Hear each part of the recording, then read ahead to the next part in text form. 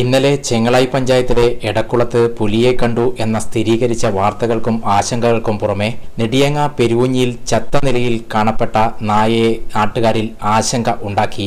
Rubber ടാപ്പിങ്ങിന് എത്തിയവരാണ് കുട്ടിക്കാട്ടിൽ വളർത്ത് ഇനത്തിൽപ്പെട്ട നായയെ ചത്ത നിലയിൽ കാണപ്പെട്ടത്.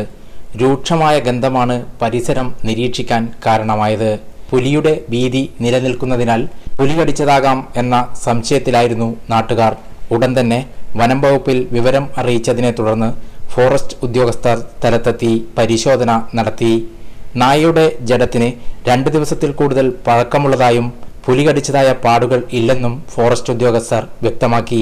ഈ മേഖലയിൽ ടാപ്പിംഗ് തൊഴിലാളികൾ തൊഴിലെടുക്കാൻ പോലും സാധിക്കാതെ ഭീതി തുടരുകയാണ്. ഇത് പെരുവിഞ്ഞി വാർഡ് നമ്മുടെ ഈ പ്രദേശത്ത് പുലി ഇറങ്ങിയെന്നും പറഞ്ഞിട്ട് പുലിയെ കണ്ടതായിട്ട് തന്നെ ഉണ്ട്. കാക്കണ്ണംപാറ സ്ഥലങ്ങളിൽ നിന്ന് പുലിയെ കണ്ടതായിട്ട് തന്നെ നമുക്ക് തെളിവടക്കം ഗ്രൂപ്പുകളിലെല്ലാം വന്നിട്ടുണ്ടായിരുന്നു. ഇപ്പോൾ ഇന്ന് വെളുപ്പിനെയൊക്കെ ആയിട്ട് ടാപ്പിംഗ് തൊഴിലാളികൾ വരുന്ന സമയത്താണ് ഇവിടെ ഇങ്ങനെ ഒരു പട്ടി ചത്ത് കിടക്കുന്നതായിട്ട് കണ്ടിട്ടുള്ളത്. അപ്പം നാട്ടുകാർ നമ്മളെല്ലാം വിവരം അറിയിച്ച് നമ്മൾ ഫോറസ്റ്റിൽ വിവരം അറിയിച്ചിട്ട് അവരെല്ലാം വന്ന് നോക്കിയിട്ടുണ്ട്.